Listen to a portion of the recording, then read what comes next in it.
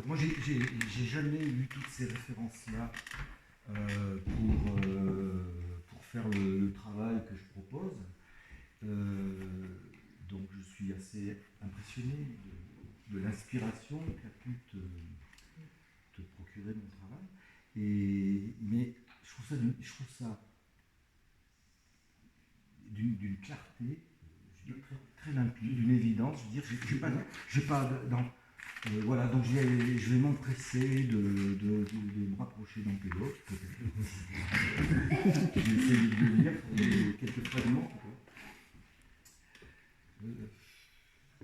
Oui, non, mais l'idée, tu vois, c'est de dire que ce que tu fais, c'est quand même quelque chose qui est en résonance, j'aime bien ce mot, avec des éléments constitutifs de notre culture, y compris de notre culture la plus archaïque. Donc tu es dans un mouvement de travail qui poursuit un mouvement qui est si lointain qu'on peut le dire, antérieur à la pensée rationnelle. Moi c'est bien dans ces axes-là, quand je parlais d'axes tout à l'heure, moi je suis dans des recherches d'absolu, des recherches d'origine, des recherches d'archétypes. Ça a démarré, moi je dis tout simplement, ça a démarré dans le rapport tertiaire, d'une dualité. Tu parles de polarité, donc moi aujourd'hui, c'est vrai que tous ces mots-là, c'est des mots qui me sont maintenant très familiers.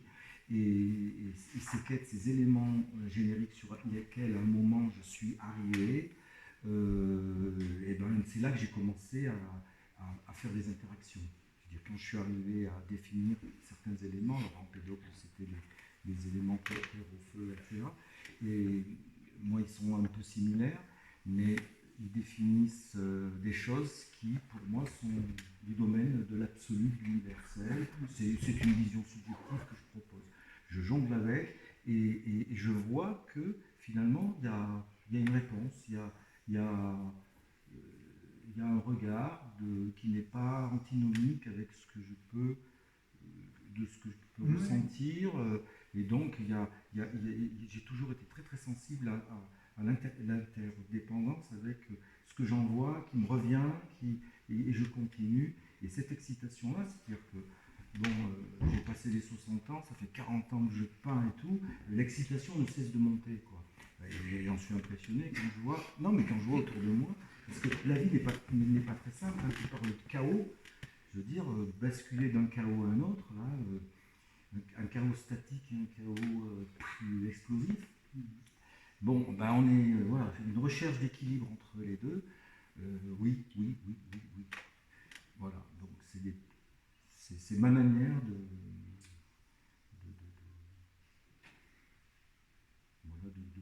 répondre très brièvement à ça. Donc je le ressens fort. Voilà. Et la position, voilà, la position de l'artiste, la position de vous, ou des œuvres, etc. Moi, ces triangulations, pour moi, sont fondamentales.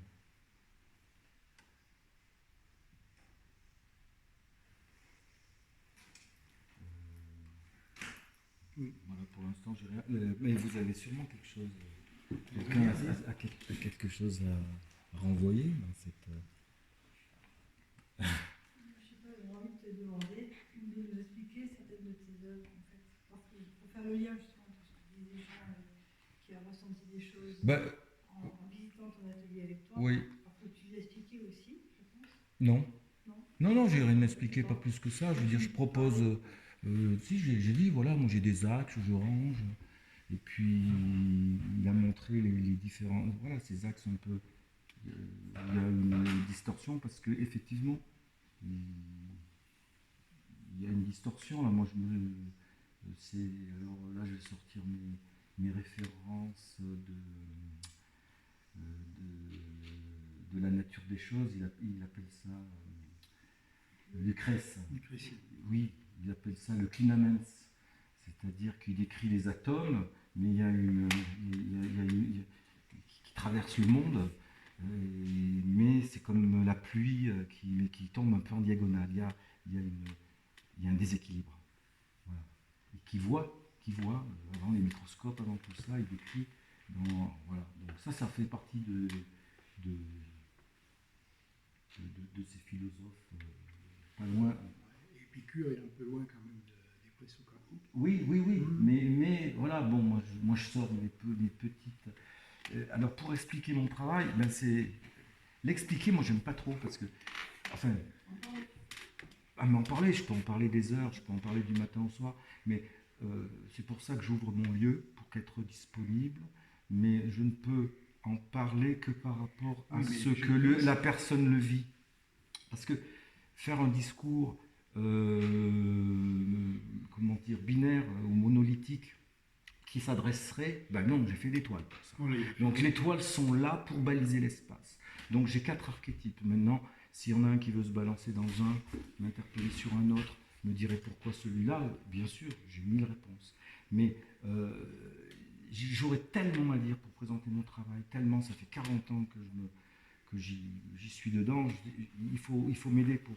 C'est là qu'il y a une discussion. Je peux pas tout balancer comme ça d'un coup, comme pour être voilà, présenter l'art de fly en 10 minutes. Voilà. Donc, c'est pour ça que l'expérimentation, les installations que je peux faire, ou bien les actions que je peux faire, qui sont moi je fais des fruits. Voilà, depuis quelques semaines, j'ai trouvé cette image. Les tableaux sont des fruits.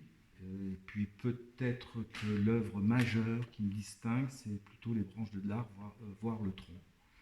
Voilà, les choses qui sont entre, qui sont non dites, mais qui sont signifiées par des mises en perspective, par des... Mais ce que tu as très bien dit, dont tu as très bien commencé l'approche. Voilà, les images sont tellement simples. Je veux dire, aujourd'hui, je fais des petits points. Donc, je fais ça commence par un point noir sur un carré blanc, et puis j'en fais 2, puis 3, puis 4, puis 5, jusqu'à ce que ça envahisse toute la toile. Donc, je ne cherche qu'une seule vibration, comme mes mots se mettent à vibrer chez l'un, chez l'autre, et une résonance. Et une action comme celle-là, moi j'en fais le lien direct. Une action comme celle-là, on s'est rencontrés, un petit point rencontre un autre, et si on faisait quelque chose, on fusionne, et on s'unit, et on transmet. Voilà.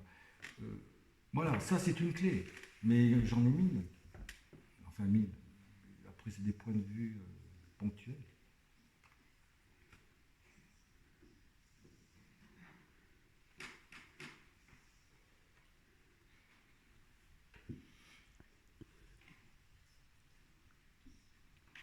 Ouais. Moi, je vais poser plein de questions, mais il y a toujours des zones d'ombre, comme peut-être cette question, je n'ai pas bien compris ta réponse. Est-ce que tu peins par nécessité? Est-ce que tu as commencé à peindre, et est-ce que tu peins encore par nécessité ou pas? Moi, j'ai du mal, moi j'ai vraiment énormément de mal à répondre à une telle question. Je pourrais dire oui, et je pourrais dire absolument pas. Je pourrais dire les deux choses conjointement. Alors, à un moment, j'ai fait un choix. C'est-à-dire, j'ai vu quelque chose. Et j'ai pris une direction de manière délibérée. Et j'en ai pas dévié. La détermination était totale. Donc, l'inspiration était... c'était peut-être un peu inconscient, mais j'avais une intuition forte. Donc, cette intuition m'a complètement guidé. Donc là...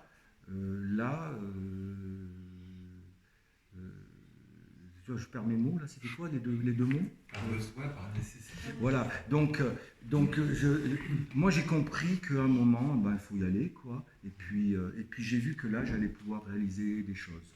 Bon, et donc c'est devenu une nécessité. Pourquoi c'est devenu une nécessité? Parce que tout d'un coup, je veux dire, j'avais un ancrage, j'ai appris à marcher. Donc, mettre un pied devant l'autre, etc., eh ben, ça fonctionne. Donc, par rapport à mes contemporains, je veux dire, ça devient très excitant pour moi, pour les autres, et donc, et ça, c'est devenu... donc, maintenant, c'est une nécessité que de continuer. Je veux dire, je peux pas... Mais je peux pas dire, voilà, donc c'est devenu une nécessité totale, mais je peux pas dire, j'ai besoin de peindre tous les jours. Je peux pas dire ça, j'ai besoin... j'ai besoin de continuer à me centrer, j'ai besoin de continuer à transmettre, et tous les autres moyens que me donne la vie ou la société, ils sont moins bons que celui que j'ai choisi. Donc, que répondre? Est-ce que ce sont les anneaux qu'on trouve sur le blason de la famille Borromée? Je ne sais pas. C'est un symbole qu'on retrouve partout sur la Terre. Le ternaire, hein, je veux dire pour le ternaire, c'est 3. Comment dire, la dualité, le 2, le blanc-noir, l'ombre, la lumière, tout ça, pour le symboliser très simplement.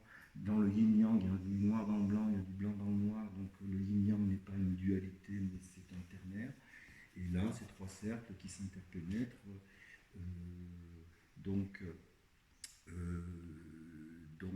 Comment dire, voilà, la dualité c'est la bêtise, et puis le ternaire c'est un peu plus de recul, d'intelligence, une multiplicité.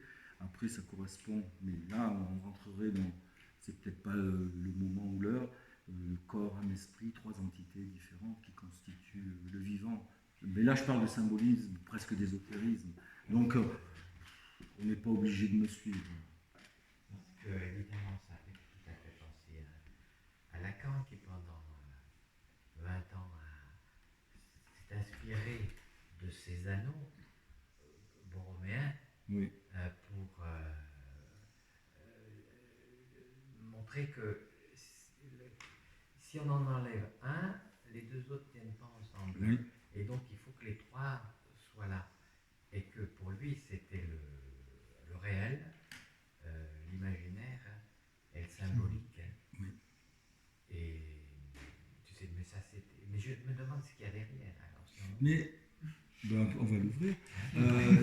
C'est-à-dire que moi celui-là, je l'ai appelé l'origine du monde. Bon, maintenant il y en a un autre qui s'appelle l'origine du monde. Mais dans ces, comment dire, dans le ternaire, on peut faire quantité d'analogies. C'est-à-dire, ce que tu viens de dire, l'imaginaire, réel et symbolique, corps, âme, esprit, etc.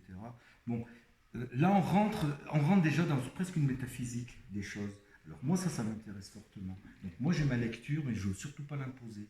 Mais quand je la continue, que je l'approfondis de manière ésotérique ou symbolique, je veux dire, elle fonctionne et je trouve des points communs avec toutes les sciences traditionnelles. Donc ça, je trouve ça fantastique. Je veux dire, le témoin, le Toumi, en est un exemple très fort.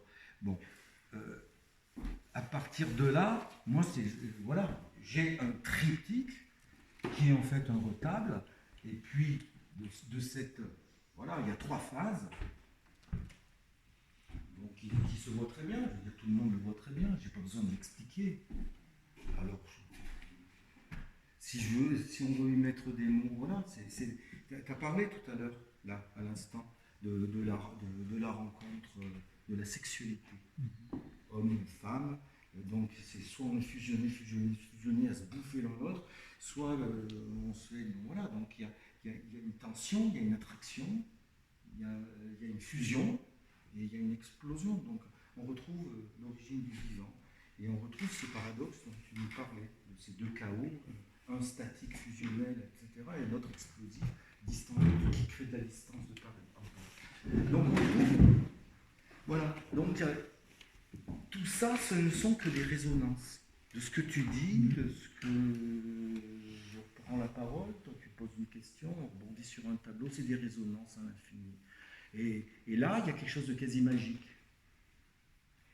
dans le sens qu'on est sur quelque chose de juste établi, parce que on se comprend, c'est-à-dire on prend les choses de l'autre en compréhension et on avance comme ça. Moi, ça a été ça la révélation de mon rapport à la toile et à l'autre. Le moi, le tableau blanc et l'autre qui reçoit, et cette circulation. Et je l'ai senti au premier jour. Donc, passer du binaire au ternaire, je veux dire, c'est devenu une nécessité pour le coup, de circulation. Et là, et quand je vois des des moments comme celui-là, je veux dire, voilà, on est dans la fraternité, l'amour, le lien, l'individuel et le multiple, l'union et le multiple. Mais ce que tu dis, c'est-à-dire que quand tu parles de ternaire, moi je dirais plutôt de tension, justement, ce qui est essentiel entre l'un et le multiple. Voilà. Oui, mais ça, c'est une tension. Parce que si on oui, n'est que du côté de l'un ou que du côté du multiple, à ce moment-là, on est dans le chaos. Voilà, mais il y a l'entre-deux dans cette tension-là. Tout le problème, mais l'entre-deux est une tension. C'est une tension conflictuelle. Ok. Donc, c'est jamais quelque chose qui va aboutir, comme on disait tout à l'heure à quelque chose qui va dans un compromis passif. Oui, mais ça crée une dynamique. Voilà. Le mot qu'il faut dire, c'est la tension est dynamique. C'est-à-dire, on va rentrer dans quelque chose où on va affronter et la destruction et la construction. Voilà. C'est d'ailleurs pourquoi le sexuel vient ici. Parce qu'on est dans le cycle de ce qui se détruit et se construit. Et donc, ça se détruit et se construit dans un jeu perpétuel de tension. Voilà. Bon, on peut penser la vie comme ça. Oui, mais ouais.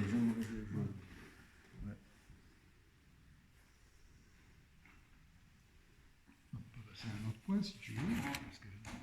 Bon, j'avais évoqué un petit truc, alors parce que quand on parle avec Fred, on parle de choses et d'autres. Mais finalement, peut-être toujours de la même chose. Oui, peut-être, oui. Alors, il y a une notion qui n'est pas apparue, mais qui est apparue quand on parlait avec Fred, c'est l'idée qu'on est dans l'immanence. Une notion d'immanence que tu m'as proposée en me disant je suis, moi. J'ai dit ça. Oui. L'artiste de l'immanence, tu m'as dit. Ah bon, j'ai dit ça comme ça. Oui, tu l'as dit. J'ai employé le mot immanence, je sais, mais. Oui, tu l'as employé. Alors, est-ce que tu l'as employé sans y penser? Oui, non, le mot immanence est fort pour moi. Voilà. L'artiste de l'immanence, je sais alors, pas si... Bon, moi, je ne vais pas faire trop long parce que l'immanence, c'est peut-être Jean-Marc pour en dire un mot, c'est une notion qui a été longuement travaillée au plan philosophique. Bon, ce que veut dire qu'on est dans l'immanence, ça ne veut pas dire qu'on est dans la confusion. Ça ne veut pas dire tout est pareil, identique. Il y a des essences, des principes distincts des choses et des causes, des choses qui sont distinctes des effets. Bon, il y a des différences. Alors, dans ce sens, bon, si on prend le problème du point de vue de la causalité, il y a la cause, elle reste supérieure, même du point de vue de l'indépendance, mais elle n'entraîne aucune éminence, c'est l'idée qui est importante, de la cause, aucune position de principe au-delà des formes qui sont elles-mêmes présentes dans les faits. Alors, qu'est-ce que ça veut dire concrètement? Ça veut dire que l'immanence s'oppose à toute éminence de la cause. Ce qu'on va trouver dans toute une tradition, par exemple, comme la théologie négative, c'est-à-dire qu'on a un principe qui va être supérieur à toute expression possible. On ne peut pas exprimer le principe supérieur. Il y a une dénivellation qui fait qu'on est dans un monde de hiérarchie. Alors, dans le monde de l'immanence, tout est affirmation. C'est le monde où la cause est bien supérieure à l'effet, mais non pas supérieure à ce qu'elle donne l'effet, mais elle donne rien finalement de l'effet. Donc il y a une participation de manière positive, non pas à partir d'un non éminent, d'une dénivellation, mais à partir d'une communauté formelle qui laisse subsister la distinction des essences, la cause et l'effet. Donc, il y a toute une tradition ici qui se pose, par exemple, dans la tradition catholique, ça a été très travaillé à l'époque médiévale, le rapport Dieu-nature. Comment est-ce qu'on le rapporte comme un rapport d'immanence ou est-ce que c'est un rapport d'éminence? Alors, il y a un exemple caractéristique de l'immanence, dans la philosophie, c'est le spinozisme. C'est l'opposition à toute causalité qu'on pourrait appeler émanative ou exemplaire. Dans ce que nous avons des doctrines donc inséparables d'une certaine forme de théologie négative, ou d'une méthode d'analyse qui respecte l'éminence d'un principe ou d'une cause. Bon, à chaque stade, donc, par exemple dans le principe de l'émanation, On doit reconnaître la présence d'un impact participable dont les choses précèdent. C'est-à-dire ce dont on dépend, on n'en participe pas. C'est le principe d'un univers hiérarchisé. La différence des êtres en général est conçue comme une différence hiérarchique. Chaque terme est comme l'image du terme supérieur qui le précède et se définit par le degré d'égoilement qu'il sépare de la cause du principe premier. Enfin, l'immanence, c'est le posé. Elle implique une ontologie où l'être est la propriété de la substance de ce qui est. En clair, ça exige à l'état pur, le principe d'une égalité de l'être, ou la position d'un être égal. Non seulement l'être est égal aux trois, mais l'être apparaît également présent dans tous les êtres. Et la cause est également proche partout, il n'y a pas de cause éloignée. Les êtres ne sont pas définis par leur rang dans une hiérarchie, ne sont pas plus ou moins éloignés de l'un. Chacun participe à égalité de l'être, recevant immédiatement tout ce dont il peut en recevoir, indépendamment de toute proximité, de tout éloignement. Donc, l'immanence à l'état pur existe ce qu'on peut appeler un être univoque qui forme une nature et qui constitue une forme en forme positive commune au producteur, au produit, à la cause, à l'effet. Donc, la position centrale, c'est émanation, on s'écarte d'un principe contraint, immanence, il n'y a pas d'écart entre la cause et l'effet. Sur un plan plus. Bon, le cas d'une vision romantique, c'est par exemple la philosophie de Plotin. Alors, je vais être un peu bref là-dessus. L'essentiel, c'est qu'on va le retrouver dans une pensée contemporaine, par exemple chez Deleuze, où, pour Deleuze, là, on est aussi dans l'immanence radicale. Il y a une seule et même voie pour tout le multiple, 1000 voix, un seul océan pour toutes les gouttes, un seul clameur de l'être pour tous les états. L'être est l'unique événement où tous les événements communiquent. Il faut déterminer un tout pour que l'existence de chaque portion de ce tout, loin d'être en situation d'indépendance ou de surgissement imprévisible, n'y soit qu'un profil expressif de la puissance de vie non organique qui enserre le monde. Donc un seul événement pour tous, un seul et même quelque chose pour ce qui se passe et se dit, un seul et même être pour l'impossible, le possible et le réel. Alors, si l'être se dit, en un sens, tous les attributs de l'immanence sont formellement distincts, mais tous égaux ontologiquement. On est dans la position spinoziste. Ce qui veut dire qu'on ne peut plus assigner à l'individu le fait qu'il soit la source, l'individu comme on le conçoit aujourd'hui, de ce que nous faisons et pensons. Ça n'a pas de sens, de faire l'individu du centre du sens. Et en nous, il y a une puissance de vie inorganique qui opère, qui nous sommes traversés par le vent d'actualisation, par une tension qui renonce à l'évidence de nos besoins et des positions occupées, qui nous fait venir à cette place vide où les puissances impersonnelles nous saisissent et nous contraignent à faire exister la pensée à travers nous, à faire circuler la case vide, je cite Deleuze, et à faire parler les singularités pré-individuelles et non personnelles, c'est la tâche aujourd'hui. Penser n'est pas l'écoulement spontané d'une capacité personnelle, c'est le pouvoir durement conquis contre soi d'être contraint au jeu du monde. Je dirais que pour Deleuze, comme pour Ovid, l'auteur des Métamorphoses, en effet, le monde est un monde d'incessante métamorphose.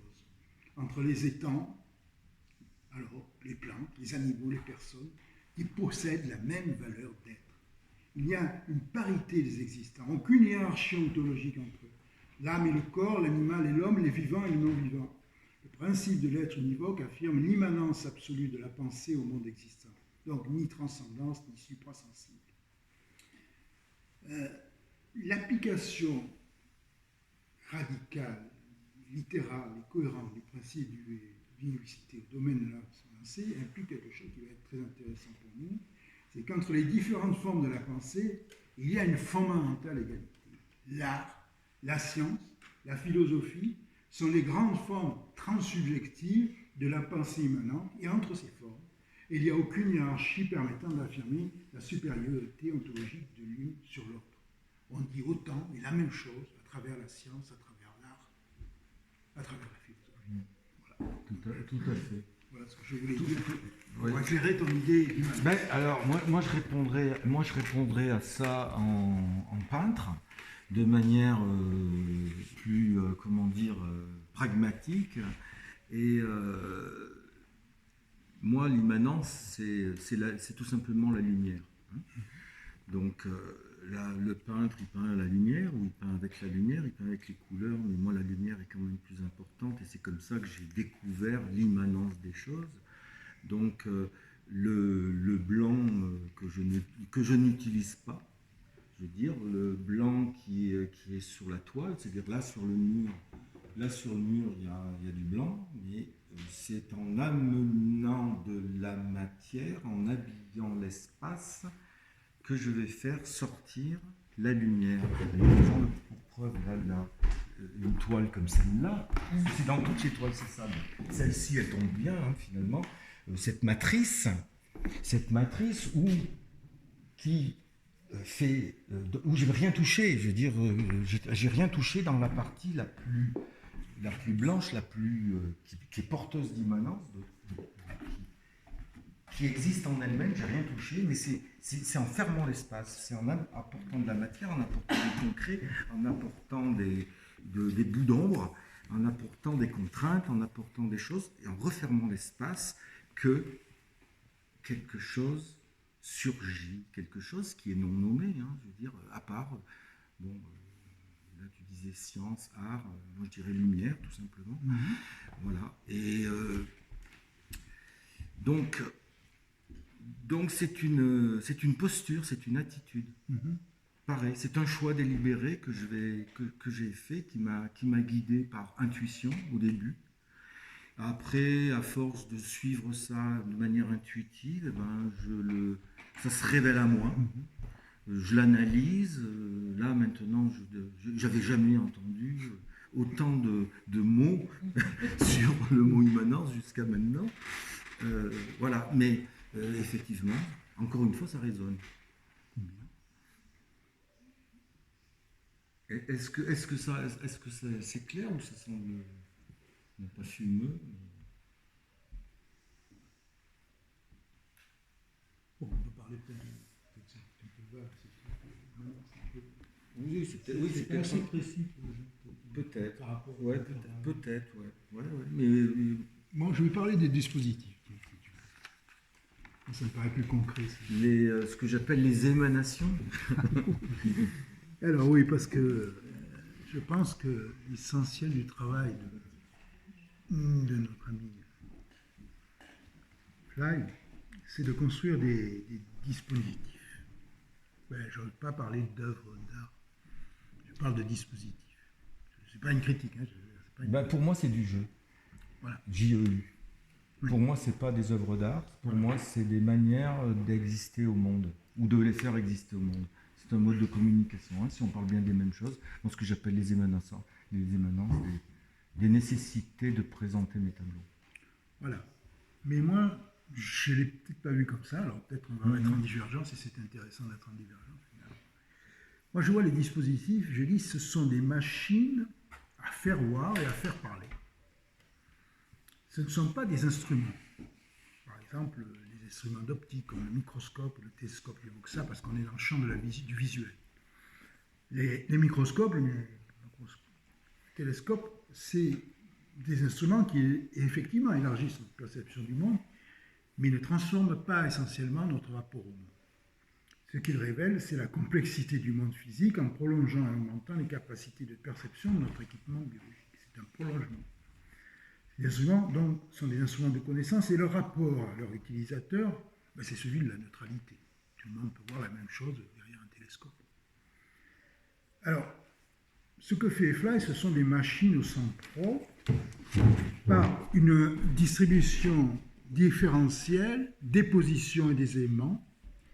Elles sont en elles-mêmes une redéfinition du visible et de l'invisible. Mais la question, c'est des machines, des dispositifs machines, ces montages matériels. En l'occurrence, là, un distributeur de tableaux.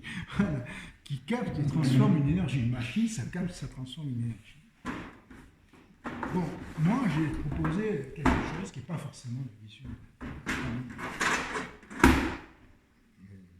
Mais ça c'est bien, l'effet c'est sensible. Oui.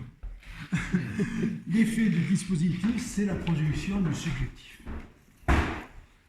Alors, on va considérer le subjectif comme un processus d'individualisation qui porte sur des groupes ou des personnes qui organisent une intégration à des rapports de force établis et des savoirs constitués, ou par transformation, il opère une soustraction.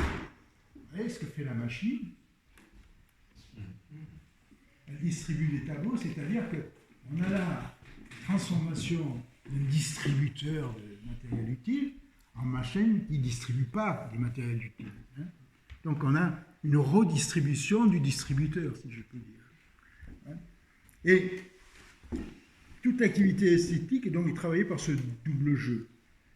Soit on est dans l'intégration à des rapports de force et des savoirs constitués, si on est dans un mécanisme de transformation qui ouvre un champ, qui opère une soustraction à ces rapports de force, à ces savoirs. Alors, nous savons depuis longtemps que tout pouvoir est esthétique, parce qu'il organise une distribution du sensible, qui est une mise en ordre du sensible, et qui doit, pour chacun, être une mise en place. On est mis en place dans l'ordre esthétique. Inutile, alors je ne reviens pas sur la fonction de la représentation classique et de sa destruction contemporaine. On voit que c'est encore le travail de Miro qu'on a vu dans une exposition proche d'ici. Miro est encore dans la phase où on détruit la représentation, on fabrique la destruction de la représentation. Et on voit par exemple que, alors je le dis un peu provocateur, mais la politique nazie fut la plus artistique des politiques possibles, parce que de l'architecture monumentale à la modélisation des arts visuels, du cinéma notamment, on a un pouvoir qui n'existe pas hors de sa transformation esthétique, de son existence esthétique. C'est-à-dire un redécoupage de l'espace et des positions que les gens, les individus, vont occuper dans cet espace. Alors, peut-être il faut interpréter tout ce que fait Fley à partir de cette notion de dispositif. Dispositif par sa construction doit générer une déconstruction de l'ordre existant, de ce qui se donne dans l'immédiateté de nos perceptions, qui n'est justement plus perçu comme répondant à une construction. Alors, on a ici au moins 3 dispositifs remarquables. Je l'ai évoqué peut-être dans la présentation, mais on peut en reparler. C'est la chaise, l'histoire de la chaise de Séti. La chaise de la machine à réflexion. Et... Ouais.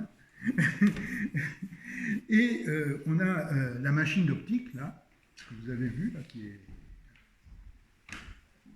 On se présente devant la machine, on transforme notre champ de vision, et on a la crypte. Pour moi, ce sont des dispositifs qui sont des machines. Oui, moi je parlais plus des mosaïques, des distributeurs. Non, c'est tout. Mais tout est lié. Alors, okay.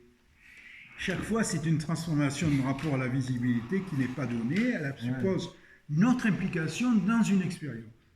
L'ouverture d'un possible dans un champ d'immanence qui détermine une réduction, reconduction à l'égalité. Je tiens beaucoup. Alors, je n'insiste pas sur la chaise, donc, mais on l'a évoqué. La machine d'optique fonctionne à un double sens.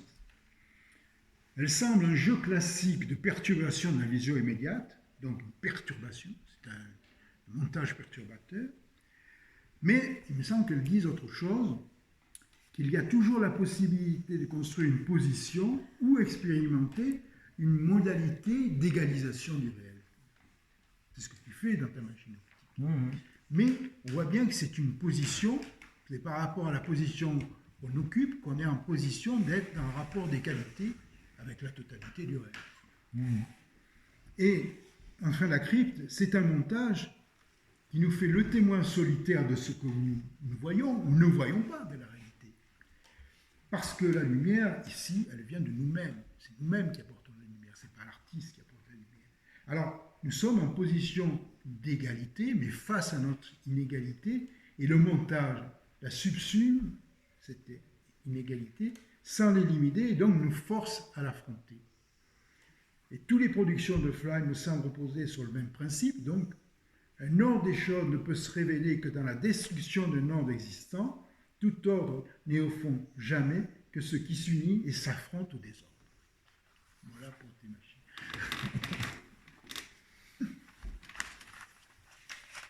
Qu'en penses-tu? Moi j'aime bien le mot machine que j'avais attribué plutôt à la machine à réflexion, mais que ça bascule dans la crypte, ça m'a surpris en même temps. Si, ça a sa cohérence. Hein. Ouais. Voilà, moi j'emploie le mot interaction, j'emploie Oui. le mot émanation, c'est-à-dire que c'est des choses qui émanent de mes tableaux que j'ai. Mais même le fait que tu aies des tables, comme ça, Oui. on est obligé d'agir Oui. par rapport à Oui, oui. la chose. Donc on est impliqué. Oui, oui. Voilà. On n'est pas dans le phénomène, je vois quelque chose. Si je vois quelque chose que je positionne comme ça, dans le système de la représentation, on a une distribution des positions de la représentation dans un tableau classique, et nous nous situons par rapport à cette représentation. Donc, l'observateur du tableau est pris dans le tableau. Il est obligé de se situer. Il est situé dans le Il est tableau. obligé de se. Tandis que là, Ouais. tu n'es pas dans cette position, tu n'es pas à être dans cette position. Tu es donc forcément dans une position de transformation. Ouais. Et de modification de ton rapport. Tu n'es plus spectateur, tu es impliqué dans le... Oui, mais moi c'est ce que je trouve passionnant, c'est quand le côté, on va sacraliser les tableaux. Moi, dès qu'on sacralise, je vais désacraliser. Dès qu'on désacralise, moi je ne peux pas m'empêcher de sacraliser. Les gens rentrent aux expositions, ah mais on peut toucher, mais on peut bouger les tableaux. Ben oui, allez-y, faites-le. Et les gens, ils y vont timidement. Et puis, quitte à ce que ça devienne, je veux dire, presque un jeu, mais où il y a finalement la manière dont approche celui qui va ouvrir ou fermer le rétable ou bien bouger le distributeur, dévoile la personnalité de l'individu qui vient. C'est quelque chose de fascinant. C'est quelque chose qui est... et justement, quand je présente ces installations-là, moi je décrypte, je vois, et ça se règle tout seul en fait. Je veux dire, il y a à la fois une timidité, et puis voilà, et puis des fois il y a des gamins, mais les gamins qui voudraient jouer avec les distributeurs, les empiler les uns sur les autres, mais comme ils sont trop petits, ils ne peuvent pas y arriver. C'est pour ça que Il y a juste l'envie qui est là. Au fond, dans ton genre d'exposition, c'est nous qui nous exposons. Oui, oui, oui. Et qui se dévoile. Qui se dévoile. Et dans la machine à réflexion, ou dans la parole à réflexion, où j'interpelle les gens à dire voilà, moi je vous ai laissé un espace, je vous ai donné 4 directions. Hein, maintenant, et toi, qu'est-ce que tu me laisses? S'il te plaît, laisse-moi une phrase. Et pareil, je veux dire, ah mais pas aujourd'hui, pas demain, peut-être demain, pas aujourd'hui. Mais quand ils voient le résultat de ceux qui sont passés avant et qui décrivent, à 90-15%, ah non mais j'ai une phrase à dire. C'est-à-dire, dans un premier temps, ils ne veulent pas, ils n'osent pas, ils ne sont pas autorisés, mais après, comme il n'y a pas d'enjeu, il n'y a pas grand-chose, les gens se positionnent très gentiment et arrivent à laisser quelque chose parce qu'ils ont quelque chose à l'intérieur d'eux à dire. Voilà, dans quelque chose de très simple, une seule phrase. Bien sûr. Ils ont tous quelque chose à dire. Ah oui. Et puis même celui qui dit, qui me dit mais je suis muet, elle va faire la muette dans la machine à Il y a réflexion. peut-être un principe fondamental qu'il faudrait donner comme principe politique, c'est de dire absolument que tous les hommes pensent également. Donc ils ont tous quelque chose à dire, ils ont tous une pensée qui peut s'exprimer. Le tout, c'est que les conditions de l'expression de cette pensée existent. Pensée qui, en fait, on va dire, c'est quelque chose qui les traverse. On est au-delà du fait qu'on le rapporte à leur petite individualité. C'est tout de suite quelque chose qui les transforme. Ouais, et c'est pour ça que le fait d'instaurer une sobriété parce que le danger, c'est le bavardage, le danger, c'est d'en faire trop ou de provoquer de manière violente et de s'exprimer de manière peut-être démesurée ou bien complètement inhibée et se taire. Voilà. Et les installations que je fais, voilà, elles se règlent d'elles-mêmes. Je me suis positionné en timide qui fait parler, mais pas trop respectueusement. Et les gens m'accompagnent, se positionnent comme ça. Il n'y a jamais de violence, il n'y a jamais d'excès. Et il y a toujours une idée de recentrage. Donc, je n'avais jamais pensé au côté politique, mais visiblement, c'est peut-être bien un moyen là, de se positionner en citoyenneté. Ou en fraternité, je sais pas. Monsieur Guitti, rien à rajouter? Notre philosophe. Pour rebondir sur cette idée de dispositif, moi ce qui me plaît ici, c'est la première fois que je viens, c'est la relation entre les petits dispositifs, ce qu'on a l'habitude d'appeler les œuvres, les tableaux, et une vieille grange qui a été rénovée d'une manière très singulière, de sorte qu'il y a toujours cette relation entre l'architecture. J'allais parler du support. On va la rénover. Je vais en dire quelque chose. Il y a donc cette relation entre l'architecture et la peinture, elle est aussi vieille que les deux. Et donc, évidemment, c'est un peu frustrant d'aller exposer dans un lieu qui est déjà tout fait, j'imagine, quand on est artiste. Alors que ici, tu as réinterrogé à ta manière cette relation entre l'architecture et la peinture et la sculpture, ouais. Puisque bon, il y a là où les années dans l'espace en hauteur et une crypte, très original de faire une crypte dans une ferme, quoi. Ça, parce que les œuvres, elles sont toujours présentées, elles sont déjà présentées sur un support. Ça n'est pas neutre de mettre une toile au tableau, au mur entouré d'un cadre. C'est déjà une forme, c'est déjà un dispositif qui nous est tellement familier qu'on n'y fait plus attention.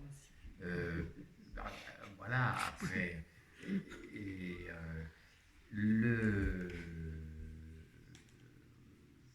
voilà, moi, ce qui me plaît ici aujourd'hui, c'est évidemment les archétypes qui sont mis en œuvre et qui sont recherchés, mais aussi la manière de réinterroger la peinture dans son relation à l'architecture, à un lieu qui évoque la ruralité en réalité ici. Et donc, il y a évidemment une relation à l'histoire, forcément.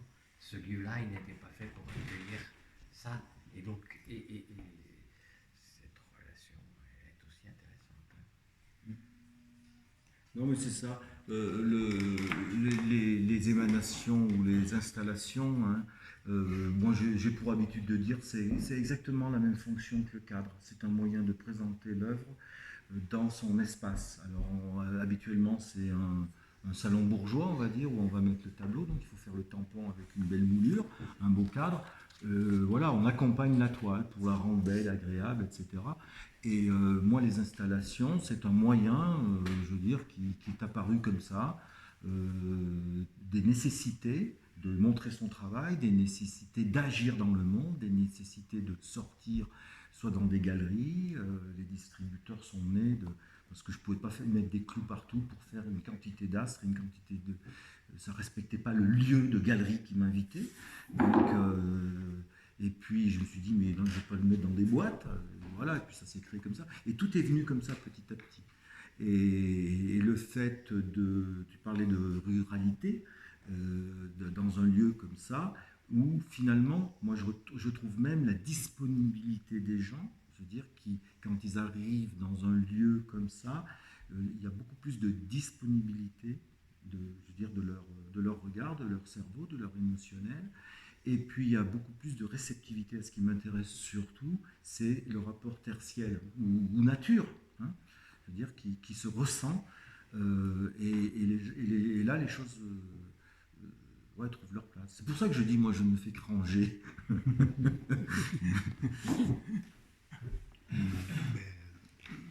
Moi, je voudrais parler du tout. Ah, bah, Ah oui, le Toumi, oui. Puis il est beau, hein, le Toumi. To me or not to me, c'est ça la question. Oui, c'est la question. Eh ben, moi, effectivement, il m'a beaucoup interrogé ce film. Au départ, je trouvais ça bizarre. Étrange. Étrange. Mais il est fait Ah, comme mais ça. étrange. Voilà. Moi, on m'a demandé si c'était un extraterrestre. J'ai dit non, c'est juste un terrestre extra. Alors, bon, c'est La une question blague. qu'on peut se poser, c'est est-ce que le Toumi est un totem? Est-il cette chose un peu particulière qui est à la fois objet, à la fois animal, à la fois homme, parce qu'il en prend tous les caractères, et qui doit nous interroger en quelque sorte sur un rapport total au monde. En un objet, on a un rapport total au monde. Alors, je vais faire un déplacement ici, et je vais rapprocher cette démarche de la conclusion d'un livre qui est souvent évoqué aujourd'hui dans les débats de la pensée écologique. C'est l'œuvre de Philippe Descola qui s'appelle « Par-delà nature et culture », qui est une vaste interrogation sur les rapports possibles entre ces termes, justement, mis en œuvre par les diverses cultures humaines au travers de ce qu'il nomme des ontologies fondamentales. Elle repose sur des identifications des termes et leur mise en relation. Les identifications sont des mécanismes qui opèrent la distinction et la classification du même et de l'autre, en ressemblant ces différences à partir d'un partage entre des formes phénoménales, ce qu'il appelle des physicalités, et des intériorités. Donc, pour Descola, je ne m'interroge pas sur la qualité de son travail anthropologique ou sur la vision de ce qu'il fait, mais je prends ici comme une indication intéressante. Pour Descola, toutes les cultures peuvent se répartir entre 4 ontologies fondamentales. Une ontologie, première ontologie, qui est l'animisme. L'animisme, c'est quoi? On a une différence des apparences, des physicalités, mais les antériorités se ressemblent. On est tous pareils à l'intérieur, même si on est différents à l'extérieur. On a le totémisme, où là, à la ressemblance des physicalités, il y a une ressemblance des intériorités, c'est-à-dire on est du même groupe, d'une classe d'animal qui nous représente, par exemple. On a l'analogie, où là, alors, il y a la différence des physicalités et la différence des intériorités, tout est différent ici. Et l'on a ce qu'il appelle, Descola, le naturalisme. En fait, c'est notre position à nous. C'est une ressemblance des physicalités. Nous sommes tous dans le même monde physique composé des mêmes atomes. Et en même temps, il y a une différence des intériorités. Le psychisme de l'homme n'est pas le psychisme de l'animal, il n'est pas la plante, il n'est pas la chose. Alors, ce qui importe ici, c'est, on réfléchit toujours par rapport au tout. Ce qui nous importe ici, c'est de voir que chaque ontologie détermine comme possible des relations et du collectif. Et de ce point de vue, on peut immédiatement relever 2 situations paradoxales qui sont le totémisme et l'analogie. Dans le totémisme, tous les êtres partagent par-delà leurs différences une identité commune. Donc, une inclusion de l'humain et du non-humain créant une proximité des termes qui ne permet pas en fait un véritable jeu de relations individualisantes. Vous avez vu que les relations individualisantes, elles passent par le jeu d'une certaine conflictualité. Alors, c'est son paradoxe, c'est un collectif qui opère une synthèse parfaite entre une multitude d'existants d'apparence hétérogène, mais qui, comme tel, ne peut produire lui-même un collectif parce qu'il n'implique pas la propagation d'une équivalence, incapable de produire lui-même des différences génératrices de relations.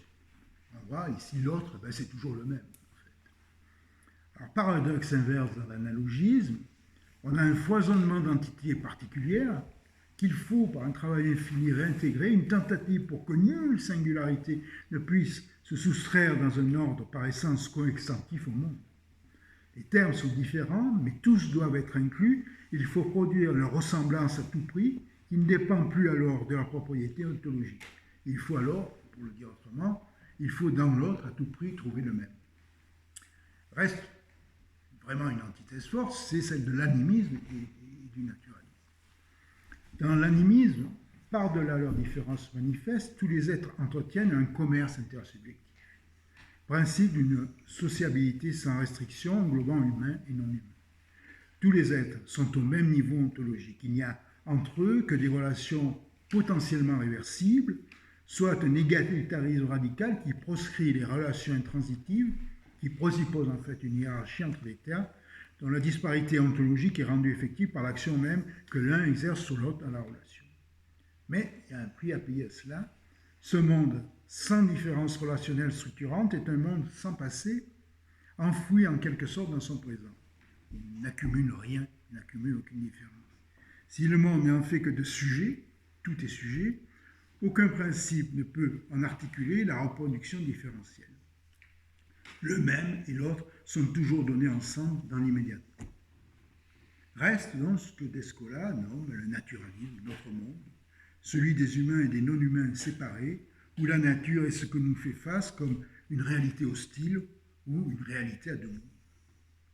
Alors, étrangement, la description de ces cultures autres ne peut manquer de nous rappeler les grandes structurations de l'être mises en avant dans le discours d'Empédocle. Ce qui semble figer les sociétés qui en relèvent, c'est leur difficulté à articuler ce qu'ils nomment amitié et désordre, et confrontant à la menace aux figures opposées du chaos compact ou du chaos incohérent. Monde sans finalité, avons-nous noté, mais société sans histoire, faut-il dire plus classiquement. Ajoutons ceci.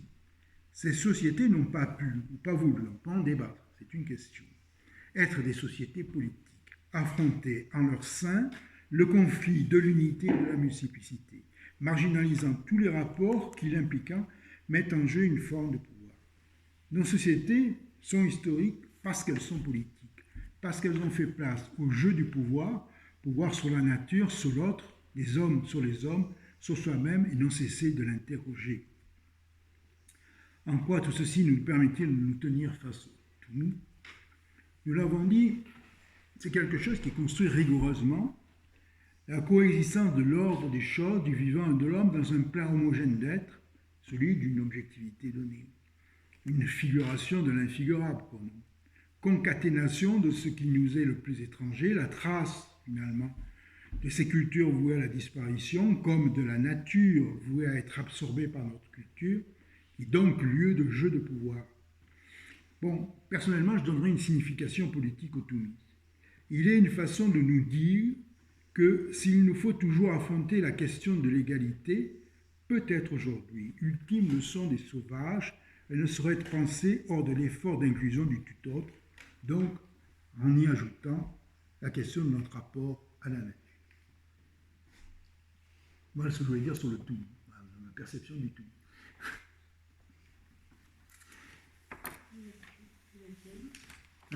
Alors moi, je découvre que le Toumi a une posture politique. Alors là, je suis... je ne m'attendais pas à ça, mais le Toumi s'est appelé Toumi quand je l'ai créé, donc il y a 30 ans, en rentrant d'Amérique du Sud, et en faisant une synthèse de tous les totems sur lesquels j'avais travaillé, qui était l'arrivée de l'homme sur, non pas sur Terre, mais dans ma peinture, mais je m'étais référé comme ça. Et puis, pour me débarrasser de ce travail, moi qui ne parle jamais de l'homme, mais que de la Terre et du ciel, j'ai fait une synthèse de Toumi. Il a été créé très très vite, et puis pendant des années, j'ai essayé d'y changer quelque chose, je n'y suis pas arrivé, il était complètement déséquilibré, mais la synthèse que j'avais fait de manière, oui, qui est une géométrie. Donc c'est vrai que j'étais un peu plus géomètre au départ avant d'être artiste. Cette géométrie, cette structure du Toumi, après je l'ai réduit à une tête, là, comme il y a dans le distributeur, je l'appelais le témoin. Donc le témoin. Alors est-ce que c'est ce témoin qui est l'homme, l'individu politique? Voilà, en tout cas, le Toumi, lui, il est structuré. Et comment avez-vous vu le Toumi? Comment il vous a interrogé?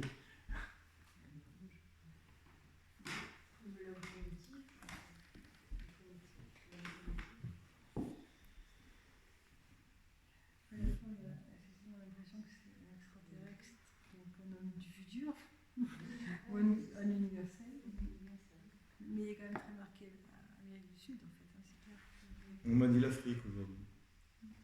Ah ouais. Mais oui, ah, mais il est marqué, bien sûr, mais voilà, bon, c'est qu'un travail d'analogie, de synthèse et de géométrie surtout, de géométrie essentiellement.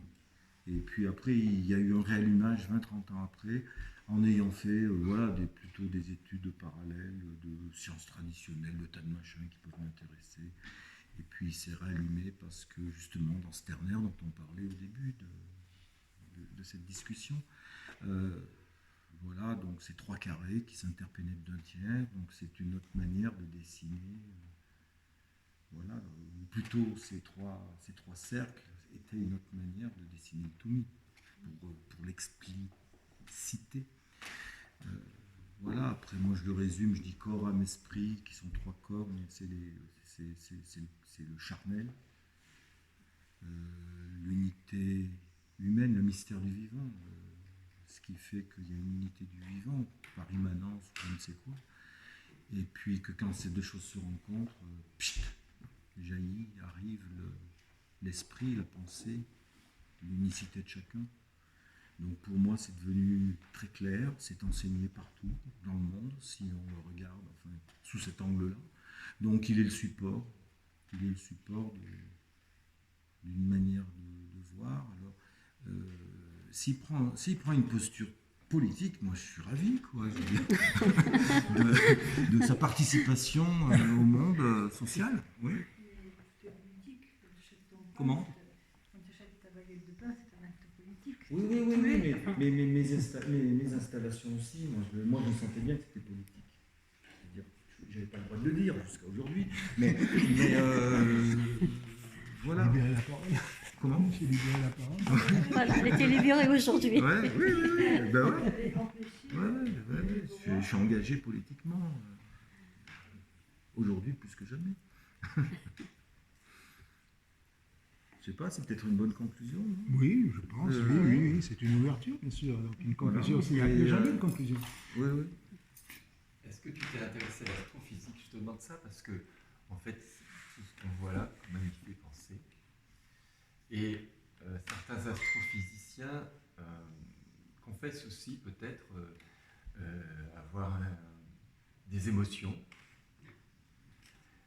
alors que c'est une approche très scientifique. Je dis ça parce que je pense qu'en effet, le totem, ça nous touche aussi dans notre rapport au monde comme on peut l'avoir d'une manière intuitive, féminine, comme ça se dégage aussi de tes tableaux, et pas seulement d'une approche masculine et rationnelle.